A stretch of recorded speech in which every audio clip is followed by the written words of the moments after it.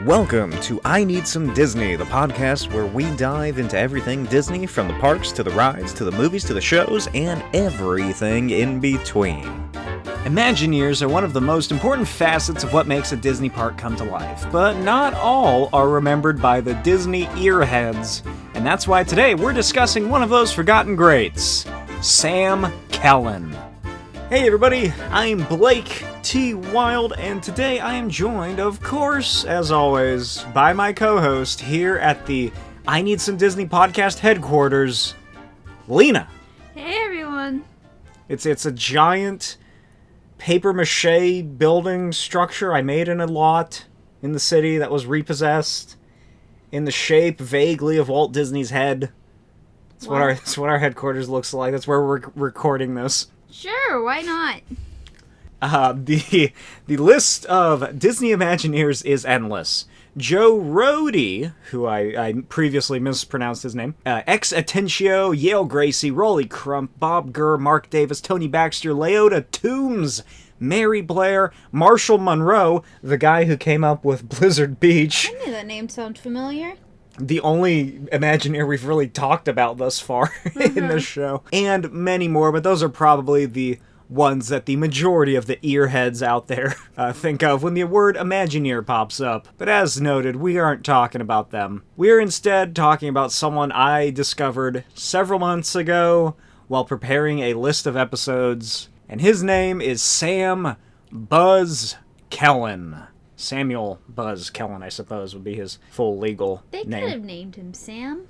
I guess, but I feel like if any... based on how old he is, I feel like it would have been Samuel, or how old he was. Spoiler alert. Rhymes with camel. What? Samuel rhymes with camel. No, if you stretch it. Yes, Camel. Camel. I thought you were saying his name is Samuel. Samuel. Samuel Kellan. No, I'm pretty sure his name is Samuel Kellan, if anything. Sam Kellan has a better ring to it, so let it go. Okay, whatever. I was just trying to be polite to this man. Then they would have showed his full name. So, there's not much that I really found about him outside of just some basic, weird Disney fan wikis online. Don't look at me like that. I'm talking about online. Because most of the information from this episode is coming from The Forgotten Imagination by Gary Buckswane, which was seemingly a low print run book from the early 2000s era of, Disneyania? Disney Mania. No. It's a word. It's Disneyana? I don't know. The term that people use for, Disney fan merchandise and all that stuff, the collectibles and whatnot. I like Disney Mania better. Well, that's not what I'm describing. This is because of Disney Mania, sure. But this book, The Forgotten Imagination, very low print run, published only seemingly in the 2000s. I don't want to say how much I spent on this book on eBay, because I never told you that, and there's no reason for you to know. But let's just say it was not easy to find. Really? In this economy, you're going to waste money like this? Well, I did, and then I found the audiobook on Audible, and it was not expensive. Oh. So I got that. That's actually, of course, that is what I made you listen to on our car ride recently. We had a very long road trip, and I convinced her to listen to the audiobook, The Forgotten Imagination, narrated by somebody. I don't fucking remember his name. What did you think of that audiobook? It's kind of low quality, so we really had to bump the speakers of the car. It was alright. It got me through the car trip. Oh, that's our signing approval. It got me through a car trip. It's surprisingly short for an audiobook, I guess. Well, the book itself isn't that long. What was it about? Maybe 300-something pages? Yeah, so about, about a 2-hour listen? Yeah. I was thinking about slowing it down to make it last longer, and I actually did that for a majority of the time, and you didn't realize it, and then we were getting closer to Tucson, and I kind of wanted to hurry things up, so I put it back to its normal speed. Did you have any thoughts, or I guess they'll just pop up as we recount this? We'll get there when we get there, I suppose. That bridge will be crossed. But let us get right into Sam Kellan, the Forgotten Imagineer, whose photo you're probably seeing right here. This is really the best photo of the highest quality I could find, and even then, it's not that high quality, so if you're watching the video on YouTube, That's what you're seeing. If you're listening online, check out the YouTube video, I guess. Sam Kellan was born on January 14th, 1966 in Marceline... What was that? I have no idea. Are you on your phone? We're talking about Sam Kellan. We're talking about... This is our first Imagineer topic. Show some respect to the great nephew of Walt Disney. That was a surprise to you when I revealed that when I was trying to convince you to listen to the audiobook. Yeah, well, I would hope he would give a job to his family members. Might as well. Keep it all in the family business. They very much did. I coined a term doing these notes called, oh God, what did I say? Nephew-potism? Nephew-potism? Nephew-potism. Because his mother is Walt's sister's son. Sure, okay. I had once family relations reach that point, it's very confusing as to what the fuck to call anybody. So it took me like your second cousin, third cousin? I thought that's why you use the third and everything, because it's this generational. I thought it would be a great nephew. Oh, or is it the greats? I'm pretty sure in the book they say great nephew. You know what I'm mad about? We're never actually taught this. Well, why would we? Yeah, I'm still annoyed, no one's ever properly taught this. You're just, expected to know. Yeah, I feel like no one has ever known. And yet, I feel like it was better in, the olden days. They'd be like, oh, yeah, that's your great-aunt. Back when actual family trees would be illustrated on large tapestries and hung above the mantle. Yeah, and you'd be like, oh, that's your great-aunt, or that's your Well, because those would have the name uncle. And then the little title in script underneath in nice cursive. It also... Maybe it has to do with cursive dying out, that we're losing losing this knowledge. Well, no, because you and I know how to write cursive. It's more for the generations after us. Still can't believe those kids don't know cursive. Well, that's because I'm very old and you just like cursive. It's just embarrassing. It's not hard. It's also not. What's the point of cursive anymore? Well, what really is the point of cursive? Okay, okay, good point. Nobody's signing checks anymore. Well, you should at least know your signature. Okay. I guess, but really, signatures mean nothing. Whenever I ask for a signature making a purchase, I just make a squiggle line. Well, that's because you can't actually sign on those stupid sign pads. Signatures are an insane thing. Have you ever thought about the history of a signature? Okay, these look close enough. You must be who you say you are. Good point. When you're comparing them. I wish signatures were still a thing so I could forge some checks like that one guy. What was that? Catch Me If You Can? Was that Catch Me If You Can? Oh, yeah, it was. Right? Yeah, that guy was crazy. There's so many... That guy fucking made up so many lies. I cannot believe it. Well, that's what happens when you're good at lying. Don't be angry at me about that Pirates of the Caribbean episode. You're still bringing it up. Still mad. As you guys should be, too. Nobody should be mad because people in the comments were like, oh my gosh, Blake, you got me. Good job. There's somebody who was like, the Pirates of the Caribbean is my favorite movie franchise, and I was hook, line, and sinker listening to you. So it did work, and people did appreciate it. Okay. Where the fuck was I? We barely got into the first sentence of this. Well, that's what happens when you bring up cursive. You bring up cursive. I didn't bring up cursive. No, I don't even remember what you brought up first. We were talking about if he was the great nephew or not. Oh, yeah. That's what it says in the book, so I'm going with that. End of discussion. So, growing up in relation to the great Walt Disney at almost the perfect time period to do so, kind of at the height of the first decade, a little over a decade of Disneyland being a thing. Unfortunately, if he ever did meet Walt, he would have been a baby because Walt Disney died on December 15th, 1966. I wrote a book report on that. You wrote a book report on his death? Yes. Did you write it on this book? How crazy would that have been if you did a book report on this fucking book? This seems like a book. No. This seems like a book that would have been in an elementary, junior high library. You had to pick someone famous and do an extensive book report, including their death, because they had to have died already. So just a biography is... It's not really a book report if it's not based on a book. Okay. Yes. But do you, are you a big enough of an earhead to remember Walt Disney's brother's name who took over? Roy. God damn it.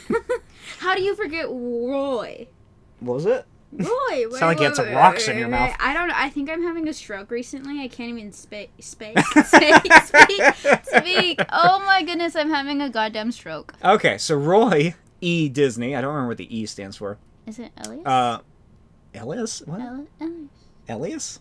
Elias? I don't know. Okay, now I looked up Sam Kellan. I'm not looking up Roy Disney. Not yet, at least. Roy sort of, like, had a very big hand in it, you know, because it's his, he's actually the youngest well, of the it's his business now.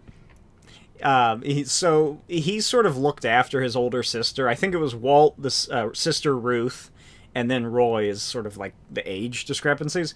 So he took part in, you know, the family, helped him out. He would pay to help him. He would also pay to fly the whole family out westward and visit them to Disneyland in Anaheim. So he paid for, like, you know, their trips, summers, I guess, whenever they're available. And, of course, he would send them to Disney World every now and then once it opened. And living in this Disneyized world, Sam Kellan apparently became fascinated by storytelling and theme parks in general. Starting at the age of 8, he took to inventing his own elaborate backyard rides, quote-unquote, which are seemingly mostly were made out of, like, cardboard, wood, like, wagons and bicycles, sort of chained together. Sounds dangerous. It sounds awesome. Sounds like he should have lost a hand. I feel you said that when we were listening to the book, and then almost this exact same thing happened, which is the narrator goes on to describe his father was a carpenter, or at least taught him carpentry at a young age. So he could have easily lost a hand if he wasn't careful. The most complex creation that Sam made as a kid or a teenager or whatever was a life-size wooden puppet. I'm having a stroke too. We're just stroking over here. No, don't say that. Cut that out, please. And now that's staying in. Cut that out, please. You're gross. I wasn't even thinking of, ew. You're disgusting. Why are men disgusting? Someone, ladies, please help me out. This does fit in because we're discussing a life-size puppet of one of the pirates from the Pirates of the Caribbean ride. He made it out of wood, dressed it in clothes and a painted Halloween mask. And then he, like, hooked wires into its arms and puppeteered it from behind. According to their biography, they did have a pretty sizable backyard, probably because, you know, it was the early to mid 20th century and people could afford that. They could have had 18 acres for all we know. It seems like it was that much based on how they talk about it in the book. And it was filled with either completed or half-constructed things that Sam was infatuated with. Mostly a lot of Disney landmarks and his own sort of fantastical creations.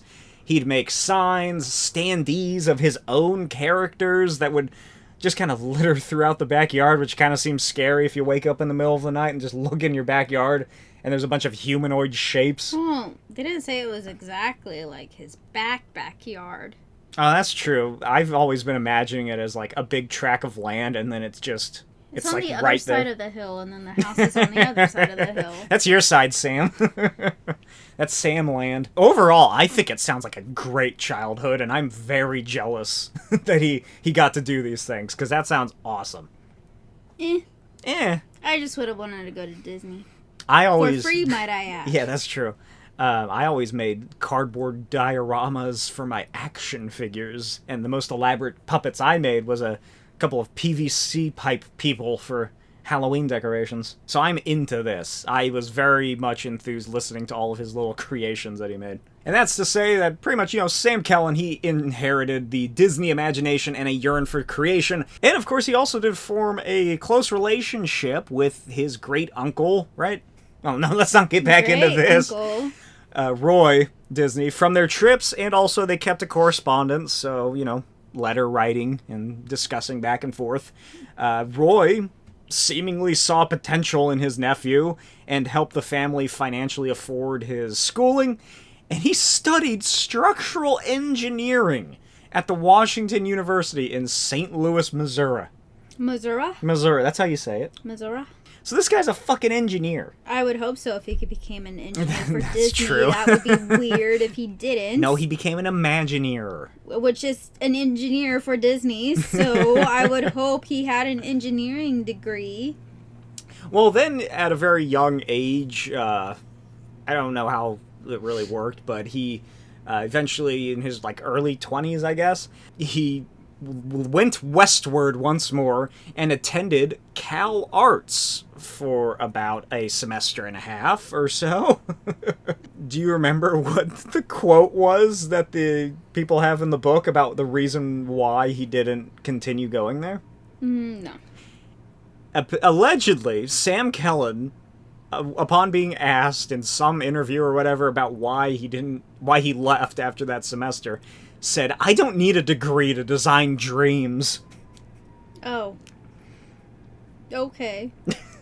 Is that right? I think you should still get your degree, though. He already has a degree in structural engineering. He doesn't need a degree from Cal Arts, especially when his fucking great uncle is Roy Disney, who, as I noted earlier, nephewpotism. Yes, Nephewpotism. Pew. Nephewpotism. So Roy used his connections, and Sam was able to leave school, and he got an entry... Oh, ow. Well, don't do that. I hit my elbow. And he got an entry-level position at Walt Disney Imagineering, also known as WED. Like a wedding? Yeah, like the first 3 letters of wedding, yes. So that was about 1985 to 87 or so. I can't really remember the exact dates. Because you weren't alive. Yeah, and I read this book and made these notes quite a while ago. But imagine being... I guess he's not really an Imagineer, but he still technically is an Imagineer in, his early 20s. That's crazy. Not when you already got an engineering degree and nephewpotism. Yeah, when your nephewpotism is showing. I guess it's not that crazy. So he quickly got to work as a junior concept artist for Disneyland, and that was around the time that the park was undergoing modernization and refurbishment into the 1980s. And he's noted throughout the book. I wish I could find a PDF form, because I feel did you notice this when we were listening to it? How fucking much the guy writing it, what was his name? Something Swain. Gary something Swain, said the 4 words, thinking outside the box. Yeah, what if I wanted them to be inside the box? Well, did you notice how many times he uses that phrase in this goddamn book? I mean, it didn't bother me that much. It bothered me once I noticed it. Well, it's not like this is a national bestseller, so... That's true. There are quite a few typos in that book. So he would always come up with crazy ideas, which either weren't feasible due to money or technology, and as time went on, Sam was increasingly more at odds with the more traditional Imagineers and the management overall. His relationship with Roy was still stable, but apparently around this time they fell out of touch. And the book doesn't really make big note of this, so I looked this up and I discovered the Save Disney campaign from the mid-80s, which was when investors were attempting to do a hostile takeover of Disney with the intention of dismantling the company and selling off their assets. Which is kind of what Discovery is doing with Warner Brothers right now. How they're selling off Looney Tunes and everything. That's what people tried to do with Disney in the 80s. Idiots. So Roy and his attorneys and advisors and consortium of people called White Knight investors, that's another term I learned, they were able to fend off the attempts at a takeover, and Roy returned to the company as the vice chairman and chairman of the animation department, and then this is around the time that Michael Eisner took over things. Oh, that dude. Why does everyone seem to hate him? There's fair reasons.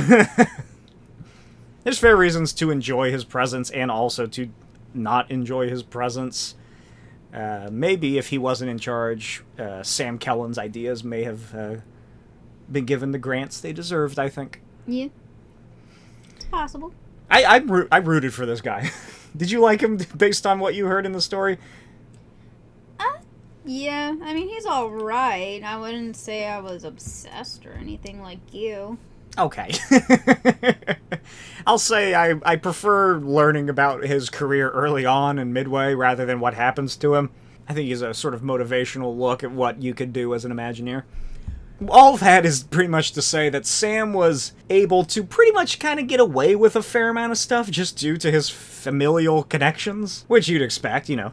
His great uncle is Roy Disney. But, of course, as Roy had to deal with more and more of that stuff in the 80s, they sort of fell apart, and Sam began, continued pushing for his ideas and just general oddities. There's a lot of weird stuff that they list off. I have a couple of the more weirder ideas he had later on, but there was quite a big pushback for Sam Kellan and his ideas. Although they were also, I will point out, he's not a total genius, because there are quite a few duds of his that he came up with. And he also kind of reminds me of one of my favorite Imagineers, which is Rolly Crump. He's the guy who designed the original exterior for, I was about to say Little Shop of Horrors.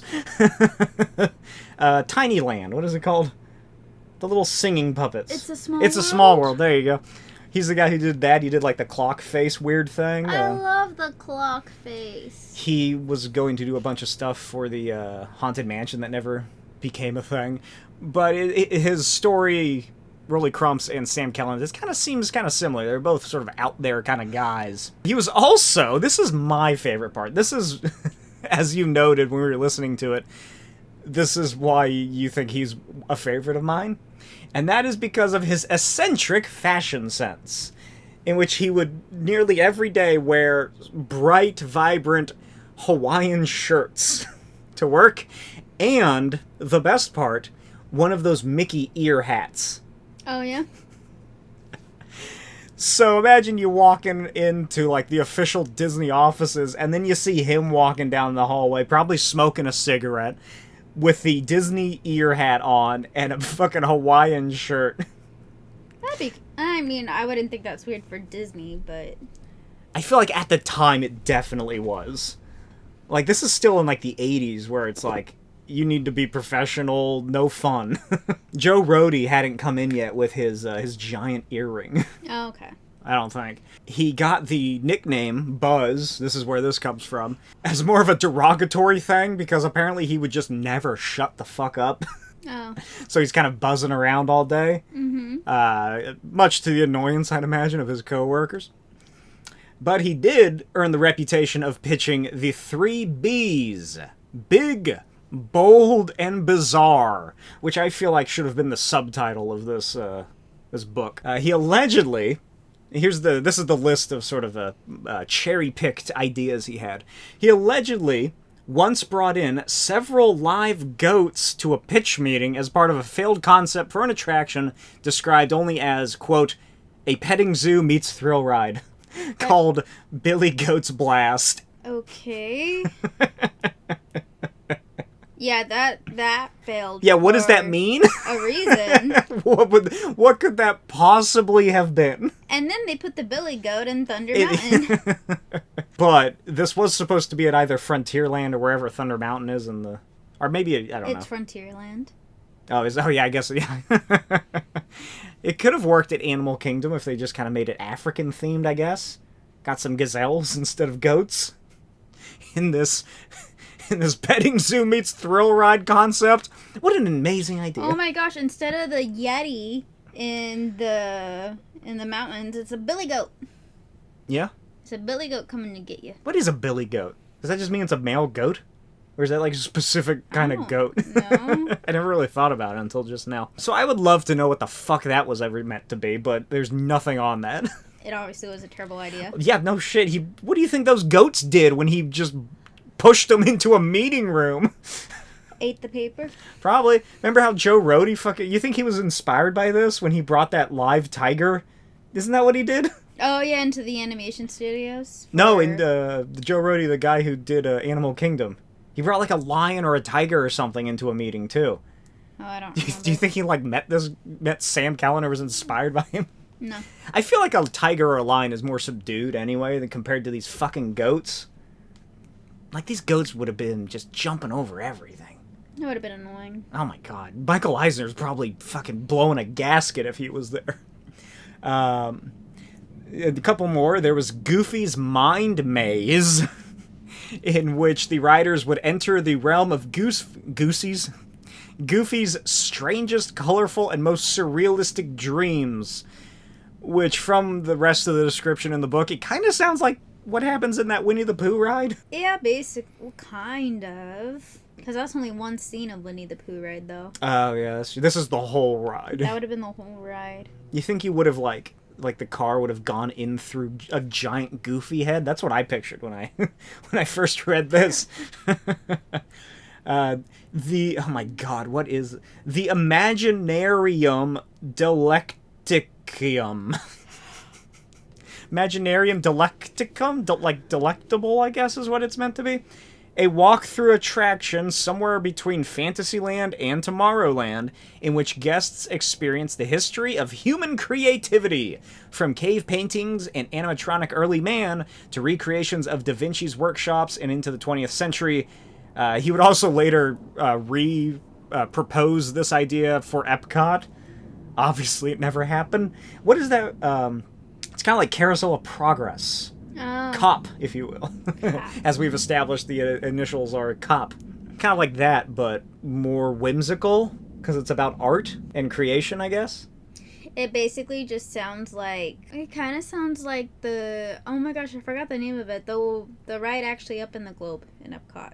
Oh, I still don't know what's in that thing. I can't believe I'm spacing on the name of it. The flip. I have no clue. As we've established, I don't know what's in that ball. It does sound worse, also, because I don't know if you remember or noted, it was a walk-through attraction. Oh, yeah. Spaceship Earth. Oh, my goodness. Oh. I knew it was something like that. I thought that's what the ball was called. Is that the ball? Is it a... That's the ride. Oh, I always thought the ball was the Spaceship Earth. No, you just call the ball your golf ball. The Epcot golf ball. I do love this next idea, and this is such a, like, mid to late 80s proposal. And I wish that this was a thing. Big Top Blast-Off, a space-age sci-fi Tron-esque futuristic version of a circus with neon animals, robotic performers that were a mix of animatronics, puppets, and real actors. So seemingly that was like a performance thing. That would have been fun. That would have been fucking cool. Neon elephants and lions and bears, oh my. The Great Novel Spectacular. A dark ride through famous literary scenes, those listed, or at least initially from the concept, were 20,000 Leagues Under the Sea, Tom Sawyer, and Frankenstein. Apparently it was proposed as similar ride mechanics to that of a Haunted Mansion, and it even included similar effects like the Pepper's Ghost reflection things. I feel like this one would have been fun for me. I don't know if other people would have liked it. I think the coolest part is that the queue, when you enter, you go through a wardrobe a la C.S. Lewis's Narnia. See, what's not fun about that? Yeah, this is like... Kind of like the Great Movie Ride before they got rid of it. Yeah. Also, this just sounds like such a Disney, like a classic Disney idea. Like, let's take all of this public domain stuff and let's make a cool ride out of it. Yeah. Like, this is the one that I'm surprised didn't get picked out of most of these. Money. I don't know what this next thing is. The only thing I can conclude is that it is a typo of some sort in the novel. No. Okay, well, you tell me. Slip, slurp, slaff. Is it supposed to be laugh? S-L-A-F. What is that? Slip, slurp, slaff. I like it.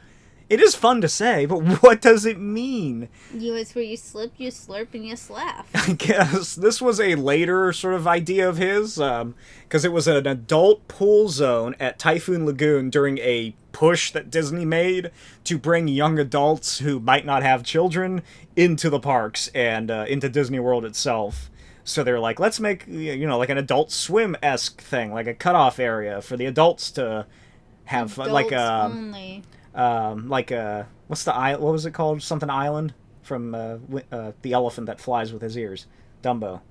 What is that evil? What? No, not Pleasure Island. I don't. Isn't it Pleasure Island? No, Pleasure Island is Pinocchio. Oh, that's what I'm thinking of. I mixed up Pinocchio with Dumbo. How dare you? It does kind of sound like Pleasure Island just at a water park. Which I feel like sounds like an adult only area. I mean, yeah. Which isn't that newfound of an idea. They need more adult-only areas. That's true. Although, I don't know how well that would have worked out, really. I feel like there would have been a fair amount of fights, possibly. A bunch of drunk adults in a big pool area. I guess that can happen anyway. That can happen anywhere. This is just more consolidated, I suppose. Yeah, that's really notable for just its weird name. I can't even say it. Slip, slurf, slaff. This one sounds fucking awesome. Vertigo, a spiral... No. It could be named after the Hitchcock movie. It's not, but it could be. Vertigo, a spiraling glass elevator seemingly inspired by the scenes in the Charlie and the Chocolate Factory with that elevator that moves in all ways. Seemingly it was meant to be operated by someone or something called a vacillator. Don't know what that means. And it would be a motion ride similar to the Star Tours one, how it had all those hydraulic arms that could move it in all kinds of directions.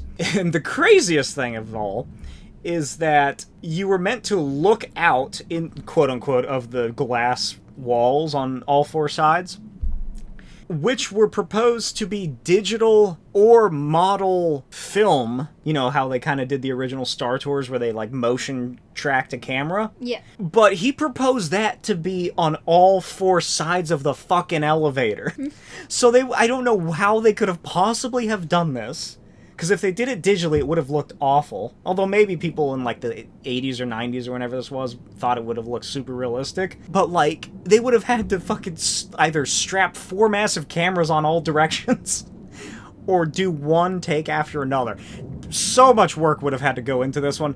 Especially the fact that after your little elevator ride is done, you would experience a controlled drop, just like in Tower of Terror. Are we sitting down or standing up?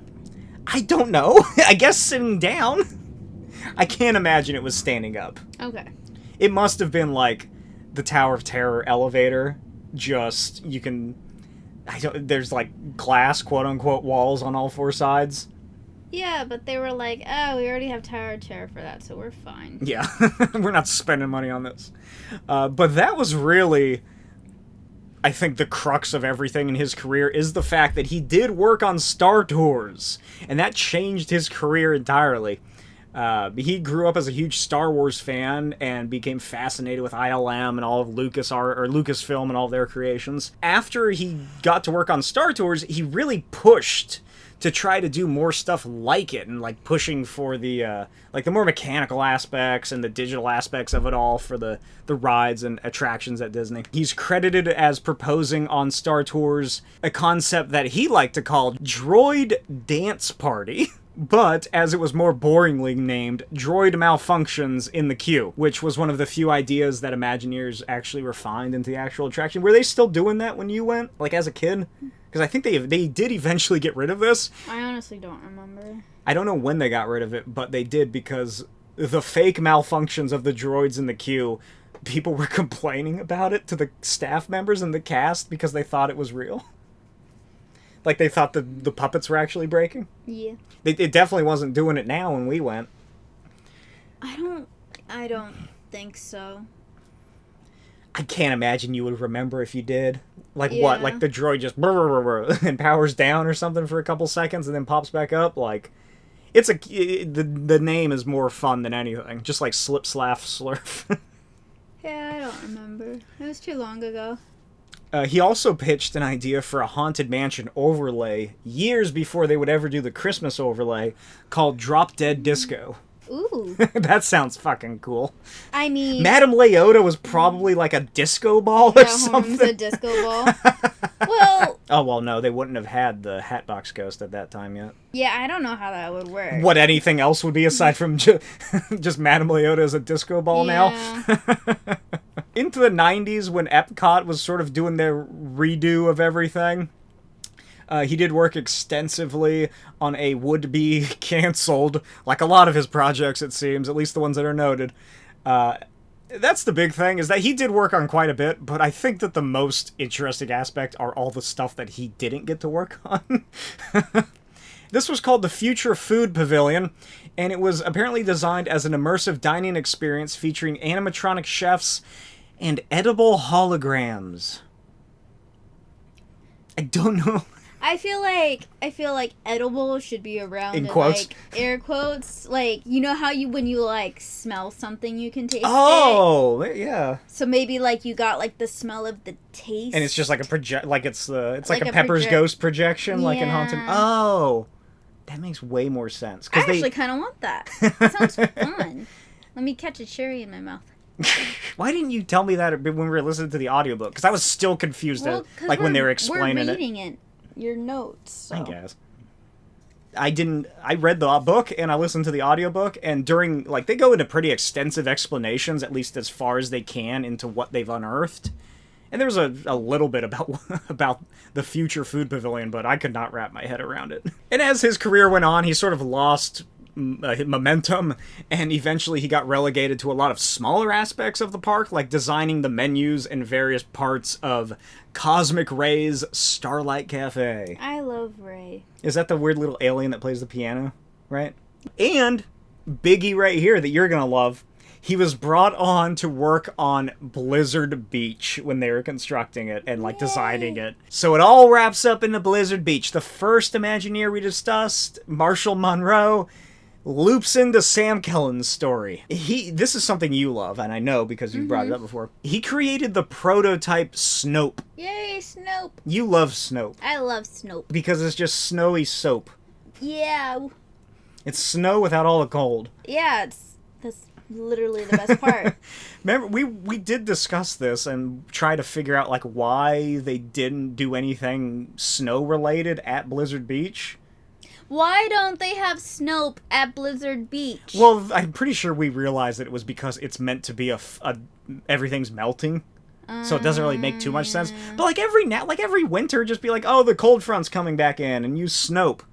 But when this was being designed, he came up with something called the Go Snow Machine, which was an artificial snow generator that, after it was put into the parks for testing, did accidentally stain certain guests' clothes. Very badly. I don't know what was in it. What, did he put bleach in it or something? Oh, maybe to make, I don't know, make it white. But certain guests, very quickly after the fascination of this fake snow, realized that their clothes just looked like they had little stained patches all over. Burning all the way to their skin. Oh, I hope not. If they did, Disney did a very good job keeping that that covered up. I was joking. Obviously, it wasn't that bad. But yeah, that was quickly shut down and removed, and then I guess it would later be reworked into Snope. Snope. You love this. You're pretty excited about this. In 1996, he spearheaded the Tropical Yeti Adventure, which was meant to be an overlay at Disneyland's Matterhorn, and was meant to be active in the summer months between 1997 and 98, or later. I guess it was supposed to be like a seasonal thing. Yeah, that doesn't really work. Not because I wouldn't say that, but also like the Yeti and everything in that ride is so narrow that it's kind of pointless to add an overlay. Yeah, and I don't, like, what the fuck, what are you gonna do, add palm trees to the ride, I guess? Yeah. Put a little lei around the Yeti's neck? Yeah. Put him in a Hawaiian shirt, like... Oh, that would have been pretty cool, though. Make it smell like coconuts as you're going through. Put him in a Hawaiian shirt with Disney ears. Yeah. Dress him up like Sam Kellan. This was, needless to say, at a time when Disney was pretty low. Trying to find anything that could work and draw people in. Obviously, it's another thing that never happened due to testing limitations and malfunctions. And eventually, Sam's family connection with the Disneys did cause some friction. He was always kind of viewed as just riding the coattails of Walt and Roy's legacies. Some people thought he was a waste of... There's some interviews where they're like, he was a fucking waste of space. Like, people go after him. And for some reason, they put him in the book. But as his career went on and, like, you know, leadership changed and stuff, he kind of just was assigned smaller and smaller projects until he just kind of quietly faded into obscurity. You freaked out. I thought you were going to crash the car when they got to this point in the audiobook. Yeah, this part, I was like... Because... his final documented, online at least, or like, you know, in the book, when the time the book came out, and there's not much online, project that he did was a Disney Channel tie-in ride that was meant to take over my favorite failed attraction, Superstar Limo, titled... You want to say it with me? No. Oh. Lizzie McGuire's Curfew Crash. Although he did seemingly only do the concept art, which is super unfortunate because I would have loved to have seen what this would have looked like. But unfortunately, pretty much everything in his worldly possession from his time at Disney burnt down in a house fire in 2002. How? Well, fire started. Okay, fire started. I was going to say, how overjoyed would you have been if this actually had gone through and they made Lizzie McGuire's Curfew Crash? It would have been great for a while until the show got very dated. was over. And once Lizzie McGuire was over, this ride would have felt very dated. And then really they brought in fast. Monsters, Inc. anyway. And then they bring in Monsters, Inc. anyways.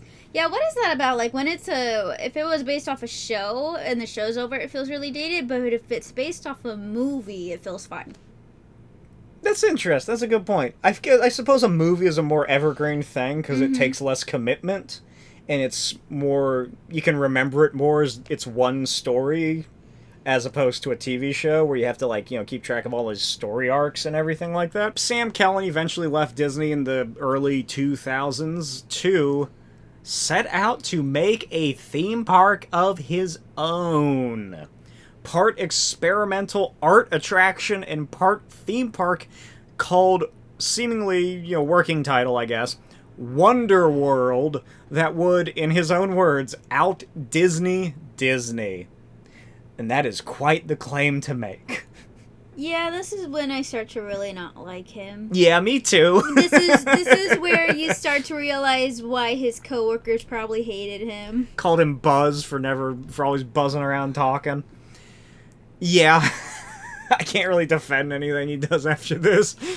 Probably not, I couldn't defend much of what he did before this either. Yeah. So he relocated. Oh my god, Wow. Relocated to New Mexico between Santa Fe and Albuquerque, where he bought a huge area of land, and the park, as I noted, was envisioned as, quote, an avant-garde experience blending surrealist art, animatronics with classic theme park storytelling. The fucking writer of this book really went all out for that description. Yeah. Especially when there are so many typos in this book. He even hired former Imagineer Rolly Crump, who I noted earlier, to do some pieces of concept art. Unfortunately, if those still exist, they've never been released by the Kellan estate. You know what I think of when I hear this park? Do you remember in the Goofy movie when they go to the possum? When they go to that place and it's all like, howdy, with the animatronics that are all dead and everything. And the weird giant possum mascot. Yeah. That's like what it would have been. Like, well, instead of... like, I'm gonna outdo Disney, and then it's all like, wonk. That's pretty much what it was. Although I don't know what this means. I wish there were photos of it. There was a massive half-built animatronic fountain on the property until it was destroyed in 2012 by a monsoon. What does that mean? How was there, like, no photos of this? I guess they wouldn't let people on the land. Built. No, that's not what I'm... Those aren't the words I bolded in my notes. I bolded animatronic fountain. Built all the way. But what is an animatronic fountain? I picture it's like a giant puppet that disperses water or something. Yeah. Like, was it a person? Was it a creature? Did it, like, move? It sounds more like the fountain just moved. I guess, but I want to know what it was, because nobody describes it. Because they probably would have described what character it was. You're saying, like, it's just a normal fountain that, like, it's probably, had motion? This is knockoff Disney, okay? Like, you're expecting way too much out of That's this. true. I was, like, picturing, like, a giant half-made automaton man. Yeah. Like, from the torso, like a centaur fountain man. Again, you were expecting too much out of this, and you forgot it was wonky half... Wonder World. Wonder World. Unfortunately, Lena, No, All good things have to come to an end. don't say it. Due to a variety of factors. Financial mismanagement, zoning disputes, lack of investor interest. The project was abandoned in its entirety in 2007. Probably a good thing with the recession coming up in a couple years after that. Say it ain't so. And I suppose that his family did make good money back when they sold several acres of the land in 2015. This is my own research because, as I noted, the book itself only goes up until like the early 2000s when it was published. So all of this after stuff is all me, baby. I went on Google Maps trying to see, like, you know, how you can, like, switch it through the years of when they do the scans from the satellites. Oh, yeah. Trying to see if I could find that fucking fountain or Why? anything. It got ruined. Well, I was looking, like, prior to 2012. Oh. Like, land areas, like, in the satellite maps. There wasn't much built, I'll tell you that. I could have told you that. And it's not like the Google car was driving out the desolate roads in the middle of the New Mexican desert for this why place. would they do that? Unfortunately, my search found nothing. Maybe if it had lasted a couple more years until the images were, like, crystal clear and not horribly fuzzy, I could have found it. But what I did find is that it was sold in 2015 to an apple orchard company, which has now sold it in 2021 to a solar company. Ooh, solar. If they had held on to it for a couple more years, they could have made way more money selling it to that solar company. Mm-hmm. But, unfortunately, Sam Buzz Kellan lived on in relative obscurity into his later years, occasionally attending niche sort of Disney fan conventions where he would share anecdotes about his time in Imagineering and working with Disney and his relationship with the Disneys. The Disneys. I guess the Disney, Disney. Roy. Disneys. There are a couple of online recordings, like the one I showed you earlier, where he's like a fat old man at a table getting interviewed with his Hawaiian shirt and ear hat. I'm not too into his later years, but I will note I am happy that he still wore the ear hat and the Hawaiian shirt. You gotta wear something. But they're just so low quality, you can barely... It sounds like they're like that. Because it's just fucking poor quality. And unfortunately, like I said, all good things have to come to an end. He passed away at only 44 years of age in 2010. And this is possibly the weirdest part of this whole episode, is that I found weird online forums from decades ago, around the time that he died, that are barely accessible now, that say that he died trying to ride a prototype roller coaster at Wonderworld. Oh, okay. But others, and what few news articles and reports are still online about his death, seem to agree that he just had a heart attack from a poor lifestyle that left him overweight, and also he was a long-time smoker. Oh, yeah, that would do it. But who's to say? He might have died on a roller coaster of his own invention, or he died just from poor health. Well, you would think they would know. But... he may be gone, Lena. He may be gone? You know what I mean. He is gone. But Sam Kellan is not fully forgotten. In our hearts, on my bookshelf, in my Audible library, and in the Disney parks themselves. Because he does have some sort of remembrance. And there is a hidden tribute in Star Tours that was given to him after the 2011 refurbishment, a year after he died. And it's a droid with a name SM-66. 6T6. Get it? Because that's the year he was born. Oh, look at that. And the S and M are for Sam. So Sam 6T6. It's somewhere in the holding bay trying to escape a crate. Huh. I don't remember seeing it. I wasn't really looking for it when we went. And we got the fast pass, so... It's hidden behind a wall. But I think the most important influence and lasting thing that he had on any sort of, like, memorabilia is the fact that Buzzy from Cranium Command is named after him. Yeah, I was waiting for you to get to that. Well, how would I not save that for last? Yeah. That's like the biggest... I couldn't fucking believe that when I saw that in the book. That they named Buzzy from Cranium Command. Buzzy, the little weird guy who dresses like the girl in High School Musical. Well... after Sam Buzz Kellan. Just like him, Buzzy's gone, so... Oh, I thought you were going to say just like Sam, Buzzy was pretty annoying. That too. Like... and that's why he's gone. Like, it is nice that he has a tribute, I guess, but at the same time, he got that nickname from just never shutting up and being annoying. And then they named a weird little dorky character after him that seemingly never shut up.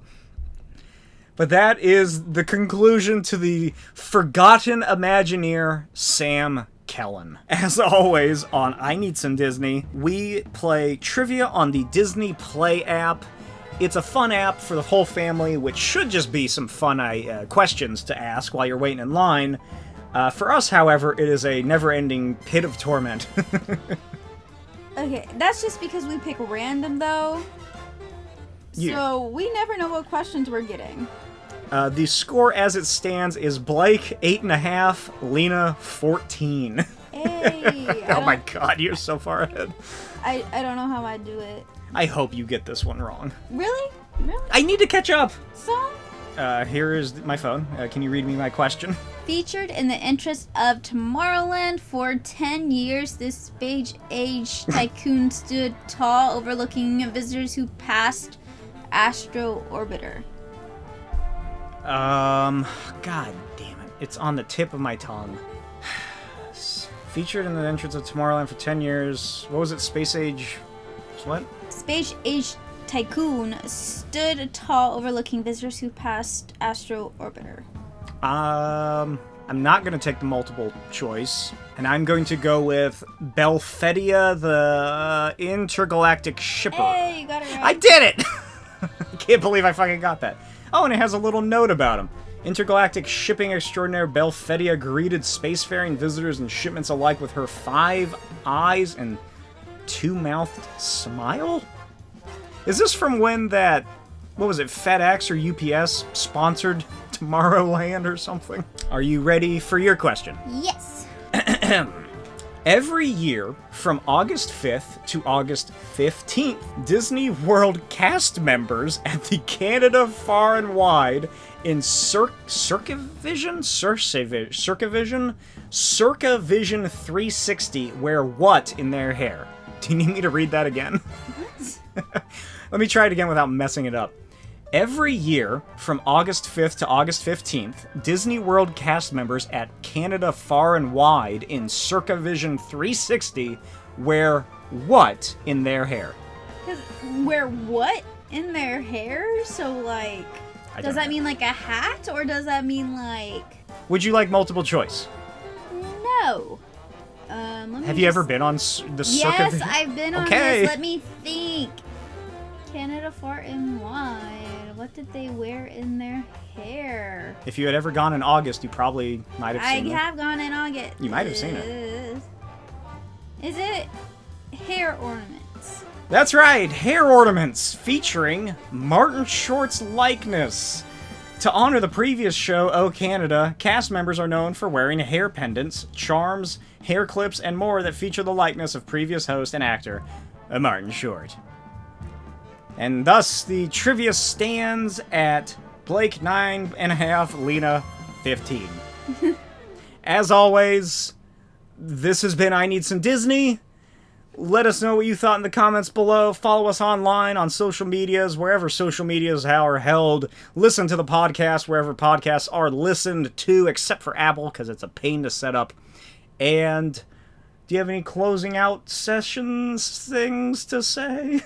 Big, bold, and bizarre. That's my closer. The 3 B's of Sam Kellan. Got a 4th one for you. Bye. Oh, that's really good. Thank you. Bye.